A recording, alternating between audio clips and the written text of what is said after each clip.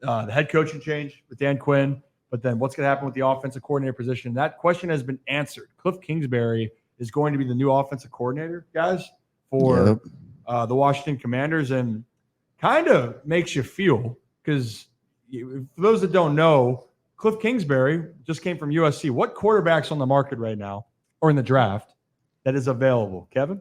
Is it one Caleb Williams? Is that who we're talking about? Yeah. That's debatable. Caleb Williams is not to Brad, but to a lot of other people, he's the consensus number one quarterback on the board. So it makes you think right now. This is a big move for the Commanders. And guys, we'll just open it up. Kevin, I'll let you start, because I know you have actually the best voice for this right now. You see Rocco, he's doing better. Zach is standing up. You're getting better. The sweatshirt's coming back on for Zach. Yeah, I think we're making progress. So, Kevin, open it up a little bit, because the Kliff Kingsbury means what then for the Commanders, for an offensive philosophy, and really is this kind of a sign for what's to come on who they could be eyeing in this draft? Yeah, well, I mean, I think that, there's no question that the Commanders, they have to go quarterback here, and Kingsbury has the Williams connection. I think in a Kingsbury offense, you have to have a quarterback that's at least a little bit mobile, and I think, I don't know, I'm not too high on the Kingsbury hire myself, but and how that whole thing went down too is, he gets the Raiders job, or is, I guess, close to it, and then he backs himself out of that. Washington goes there. And it kind of, with the Dan Quinn and Kliff Kingsbury pairing, I don't know if it was like second or third choices or whatever happened with that, but you have to consider that, maybe the Commanders, if they feel like Caleb Williams is their guy, do they trade from 2 to 1? Maybe with the Bears and try to make that, because at this point, we don't know what the Bears are going to do with their pick. We don't know if Fields is going to be there, if he's not going to. But if you bring in Kingsbury, and Kingsbury's like, yes, Caleb Williams is my guy, I'm coming here for Caleb Williams, you have to, I don't know, because the Bears could take him, and then what are you going to do? Who are you going to take? And, for me, it depends how you feel about Caleb Williams as a quarterback. I mean, I know some people love him, other people don't. And I'm in the middle. I think he's a great quarterback, but there are some questions I have about him. So at this point, I think that, yeah, for what the Commanders need, they need a quarterback, first of all. I think that they've figured out that Sam Howell's not a guy that they can have moving forward and you can build a franchise around. There are franchise changers in this draft, and they have this opportunity. They have this draft pick, and I'd be shocked if there wasn't at least some Caleb Williams going on in that Washington franchise right now, because they're bringing Kliff Kingsbury, and that's what it is. Yeah, it just, people love to play the narrative, right? People like to play, where's the story going? But what is it going to cost if you want to move up? Let's play that devil's advocate. Say the Commanders really want Caleb Williams. What's it going to cost to go from 1 to 2 or 2 to 1? And that's going to be the fun part of it. And there's also rumblings, Rock, about Caleb Williams being comfortable in the place where he wants to be. And whether that's rumor or not, going to a situation you got to be comfortable with. And Eberflus coming back, if the Bears don't have another good year, is Eberflus even going to be the head coach in the next upcoming season? Well, where's Caleb Williams from, first and foremost? That's a question you have to ask yourself. And the DMV guy played his football in that area. So it's like, this would be like, unbelievable for him to be able to come home and to play for basically franchise or one of the teams I'm sure he grew up watching and potentially rooted for as a young kid. So the hiring of Kliff Kingsbury, it makes sense if you're going after Caleb Williams, just like it would have made sense for the Bears to hire Kliff Kingsbury or someone with ties to Caleb Williams if you're trying to draft him with that first overall pick.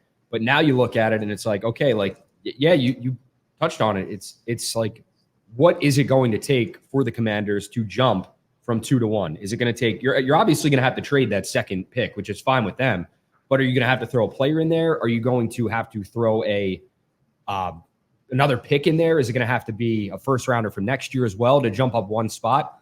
You might be giving up a lot, but if you truly believe that Caleb Williams is your franchise quarterback and that he can help this team out going forward and he's the guy, he's the missing piece, then by all means, trade up for that number 1 pick. What I have to ask right now is, like, I don't know if we're going to talk about this in the show, but Eric Bieniemy was a hot commodity for a head coach.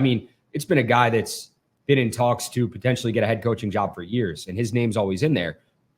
correct me if I'm wrong, but I didn't hear Eric Bieniemy's name in any head coaching interviews. I didn't hear his name as far as like when the Commanders kind of came up with Kliff Kingsbury. It was like Eric Bieniemy was an afterthought. So obviously that doesn't mean great things for him. What happens with him going forward? But I mean, he took a chance with the Commanders, potentially with, okay, Ron Rivera might be out after this year. I might get bumped up to the head coaching position, and it didn't work out. So that's the craziness of the head coaching carousel with football and in general with what goes down in the business. This is the business side of the sport that people are trying to look at. And I saw Mitchell say something about your theory trading right now and what's going to happen there. And the Commanders, when they had Bieniemy come in here, this is when you're starting to think about your future. All bets are off. What happened the year before no longer matters now.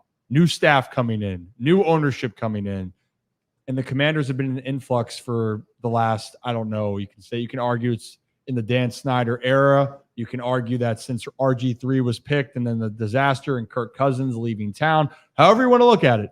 But now you're at a point where you're going to have to make a decision. And for Caleb Williams, if you think he's the guy, is that what you want? I've kind of, Brad, I think we're on the same page. I'd still love to see Justin Fields stay in Chicago. But again, the business side of it, it's just different. And there are some other really good quarterbacks. Drake May, Jaden Daniels, who's the Heisman Trophy winner from this year. Penix. And Michael Penix Jr. Yeah. There's so many other this is why, like, I feel as though, and I believe, I'm not going to speak for Nick, but Nick Moore, long snapper for the Ravens. We talked about this a little bit about, quarterbacks that win.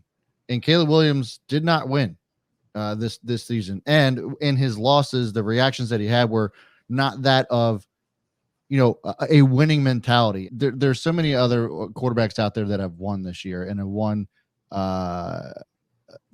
against some really great teams. USC was not in a conference in which, it should have been easier to see some of the wins that Caleb Williams could have put together. And then in his losses, we saw the reactions that he had. And for me, if I was a GM, if I was a general manager, I would not want to be taking on a project like that. I don't know how you coach some of the emotional mishaps that we saw from Caleb Williams when there's guys out there that have lost and can handle that and then go right back out and win. Whereas we didn't really see that with Caleb Williams. And again, I'm not saying anything against his capabilities of being a quarterback, and he can be the most talented, but how many times have we hyped guys up? Trevor Lawrence comes to mind, and not saying that Trevor Lawrence is a scrub. I'm not saying that at all, but he was God's gift of football, came in and didn't win like everybody thought he was going to. So I'm just not buying the Caleb Williams hype yet. I got to see him on the field in an actual professional football situation to see how he handles it. I think that there's other quarterbacks in this draft that are more prepared for that over Caleb Williams. And it seems to me as if the Commanders go after this, and it just feels weird the way that things have kind of transpired with the head coaching and Kliff Kingsbury. Like, I just don't feel like this is going to be good for them if they go after Caleb Williams because of just all the fresh faces that are going to be in there. There's been no culture established, and it doesn't seem as if the organization is prepared to take on somebody like a Caleb Williams who needs some grooming. Well, and so this is where, the talent of Caleb Williams is there, but you're right. There are other intangibles to be a franchise quarterback. And this kind of leads to this discussion is if you are bringing Kliff Kingsbury, and maybe Zach, give you a second here to answer. Yeah. Kevin, we'll start with you. Who is then the option? Because it's clear. If you were getting rid of Bieniemy, that means that Sam Howell is probably not your guy. Fair to say. Yeah. You're the second overall pick. Kevin, if it is not Caleb Williams, who's going to best fit an offense with Kliff Kingsbury's style of play? I mean, I think that's why you bring him in. But if it's not him, I mean, we talked about some of those other quarterbacks like Jaden Daniels and Drake May. I mean, I personally like Jaden Daniels a lot. I mean, I know that for some people, they're not as high on him, but I don't know who else it would be if it wasn't Caleb. But now that's the risk you run because, Brad, you talked about Trevor. I remember that whole tanking for Trevor thing, and everybody was like, we're going to lose all these games for Trevor Lawrence. It does not always work. We've seen over the course of history, it does not always work. If you have a guy in mind, you do all this research, you see the film, you watch the film, you say, you know what, this guy has this weakness, but we're going to work on it. Sometimes it works out great, but sometimes you have a Tom Brady who's in the 6th round and he turns into the greatest quarterback of all time, or definitely at least one of them. And you have this high pick. You have to be sure. And if you're bringing in Kliff Kingsbury and you're tunnel visioned in on Caleb Williams, and Kliff says, you know what, I want this job, but I need to have Caleb, and you need to do whatever it takes to get. And I'm not saying that happened, but if that's the case, that's not the way that it needs to go, because I think there are multiple capable quarterbacks at the top of this draft. I think Caleb can be an awesome quarterback at the NFL level, but with Kliff, I mean, the connection it's right there. It's so obvious, maybe too obvious. Maybe it's too obvious, and they're going to go in a completely different direction. And maybe the Bears do take Caleb, and then the Commanders get a Drake May at 2, and that's how it goes. But to me, it's just that connection is so obvious. I can't look away from it. All right, Zach, who in your mind then? Well, I think it is, like you said, it is just like the obvious choice right now. And especially what really intrigues me is the fact that Kliff Kingsbury was supposed to be in Vegas. Yeah. Like, all reports were Kliff Kingsbury is the offensive coordinator in Vegas. That's their guy, all this. And then like a day and a half later was like, okay, we're just kidding. Kliff Kingsbury is actually the Commanders' offensive coordinator. And I do wonder if conversations were had with Kliff and they were like, listen, if you come here, we want to trade up and go get Caleb. And if that had any impact on him saying, if they're going to go get me Caleb Williams, I like my chances of putting an offense out there that can get me promoted back to a head coach rather than out with Antonio Pierce in Las Vegas. They're, a bunch of stuff up in the air on who's the quarterback, who are they? Are they keeping Josh Jacobs? Are they trading Devontae Adams? There's just so many, weirdly, there's so many more questions in Vegas. So I think the writing's on the wall. They want Caleb. So in that case, and actually Rocco's going to give his answer, and then there's a poll up here that Brad will discuss, but just to go around, Rocco, is it just Destin? It's got to be Caleb. If it's not Caleb, who else would it be? For the Commanders? Yeah. Yeah, absolutely. Yeah, I think that's, the writing's on the wall right now. They could go in a completely different direction that we have no clue about, but I think if you're bringing in Kliff Kingsbury, Caleb Williams put on his Instagram account, like on a story, I think it was like my guy or my dog, basically his seal of approval for Kingsbury. So why wouldn't you want to play for your hometown team? Why wouldn't your hometown team want to go after you if you're arguably the best player in college football? Now, you could look and say, okay, Caleb Williams, he struggled to win games this year with USC. Or if you're Brad, and there are others out there, I'm not just knocking Brad, but you talk about the attitude and whatnot. And basically like, okay, is he going to be, or like have what it takes to lead a team from like that standpoint as well? Because you look back to the videos of him getting emotional on the sidelines, and GMs will look at that. Mm-hmm. I'm not knocking him for that, but there are people out there that will, and they're like, okay, is this guy going to be able to lead our franchise going forward? But I truly believe that Caleb Williams can. I think if a team gets Caleb Williams, they're going to get a good person, they're going to get a great quarterback, and they're going to get everything that they can imagine going forward. His ceiling is so high. Honestly, you look at some college quarterbacks that come out, and you're like, okay, is this guy going to have this it factor? Is this guy going to be able to be a franchise changer? And I think that Caleb Williams is that, but you have to surround him as well with talent. And I think that's what the Washington Commanders are going to try to do if they take him. Well, and Mitchell says this, in 2.5 years, Caleb Williams threw for over 10,000 yards, 93 touchdowns, 14 interceptions. The guy's a stud. Numbers wise, the argument then, if you're going to say if people are saying it's an attitude thing or not winning the bigger games, and it's not all on the quarterback, but that's where the argument is against him.